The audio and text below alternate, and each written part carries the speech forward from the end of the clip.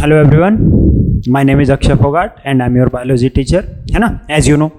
तो हम स्टार्ट करेंगे बच्चे हमारा बायोलॉजी का पहला chapter, okay, the living world. अब उससे पहले हम तैयारी कर रहे हैं नीट की, है ना, स्पेशल प्रिपरेशन फॉर नीट्स। अब नीट्स के लिए आपको सबसे ज़्यादा रिक्वायरमेंट जो रहती है, अगर हम बात करते हैं कि तैयारी कैसे करें, पढ़े कैसे, है ना, सबसे ज़्यादा दिक्कत जो आती है बच्चों को वो आती है कि आप पढ़ेंगे कैसे, स्टार्ट कैसे करें, है ना। तो वहाँ पे आपको देखने को क्या मिलेगा कि नीट के अंदर आपको स्टार्टिंग के अंदर सबसे पहले क्या देखने को मिलता है बच्चे, सबसे पहले रिक्वायरमेंट जो है वो आपकी रेगुलरिटी की है। आपको रेगुलरिटी ब्रेक नहीं होनी चाहिए कभी भी, है ना, कि आपको हमेशा रेगुलर रहना है अपनी जॉब के प्रति। आपका जॉब क्या है राइट नाउ, पढ़ना, है ना।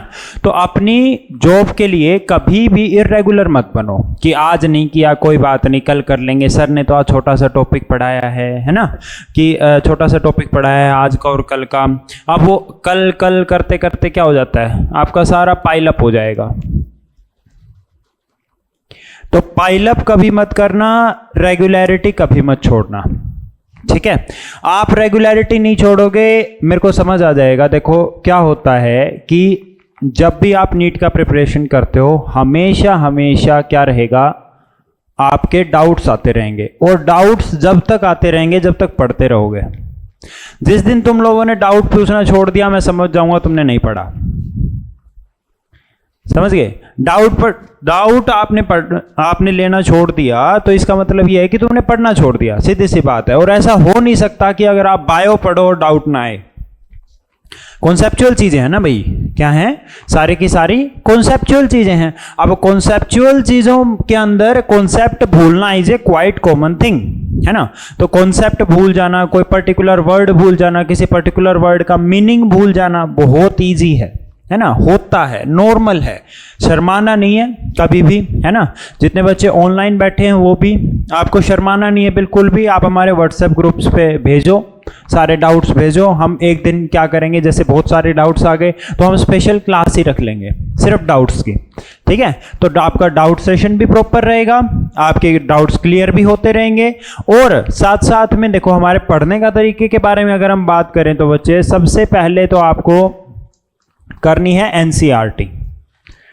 किसी ने इस बार का एग्जाम दिया था, देखा था, कैसा था? Totally NCERT A to Z. हालांकि इस बार सिलेबस रिड्यूस हुआ था, पता है ना तुम्हें, इस बार अच्छा खासा हमारा सिलेबस रिड्यूस हुआ। फिर भी आप एक बहुत ही मिसकंसेप्शन क्या है कि सिलेबस रिड्यूस होगा तो साथ साथ क्या होगा, पेपर भी हार्ड आएगा। हार्ड था आपकी बार पेपर? बिल्कुल नहीं। ऐसा था कि एनसीईआरटी खोली, ऊपर से जो दिखा वही दे दिया। इतना आसान पेपर बनाया था आपकी बार, है ना। तो एनसीईआरटी पढ़ना तो कभी नहीं भूलेंगे, ओके। अगर कोई एनसीईआरटी अच्छे से पढ़ता है तो उसको आराम से आप 90 क्वेश्चंस में से 88 क्वेश्चंस क्लियर आउट कर जाओगे। और अगर इतना पढ़ लेते हो तो 2 क्वेश्चन अपने दिमाग से भी कर सकते हो आप, है ना। तो 90 आउट ऑफ 90 क्वेश्चंस जो हैं वो होने की पॉसिबिलिटी तभी है जब आप एनसीईआरटी को प्रॉपर डीपली तरीके से पढ़ते हो, प्रॉपर डीप स्टडी करोगे एनसीईआरटी की तो ही बात बनेगी, है ना। तो हम जो यहां पे करेंगे वो एनसीईआरटी प्लस आपकी जो कॉन्सेप्ट्स हैं। अब एनसीईआरटी क्या करता है, अगर एनसीईआरटी की बुक को अगर ध्यान से पढ़ोगे ना तो देयर आर लिटिल गैप्स, है ना। तो वो गैप्स हम फिल करेंगे, वो गैप्स मैं फिल करूंगा आपके। वो गैप्स फिल होने के साथ साथ आपको एनसीईआरटी प्लस कॉन्सेप्ट प्रॉपर तरीके से याद हो जाएगा। जब वो याद हो जाएगा तो आपके क्वेश्चन बनने स्टार्ट हो जाएंगे।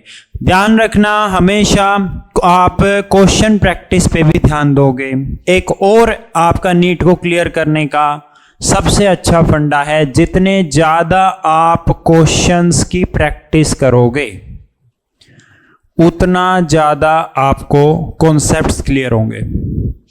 बस 3 चीजें हैं, एनसीईआरटी करो, उसके गैप्स फिल करो, क्वेश्चन प्रैक्टिस करो, और ये सारी चीजें रेगुलर करो, नीट क्लियर। इससे ज्यादा कुछ नहीं करना। 1 साल के लिए रेगुलरिटी रखनी है बस हमने, है ना। साल भी नहीं बचा, गिनती के 10-12 महीने बचे हैं, 10 महीने बचे हैं, तो ये 10 महीने के लिए क्या करना है, रेगुलरिटी रखनी है। इतनी बात समझ आई? पक्का? चलो, तो कभी भी क्या नहीं करना, हमने पाइलअप नहीं करना चीजों को, बस इतना सा रखना है। चलो नेक्स्ट देखते हैं।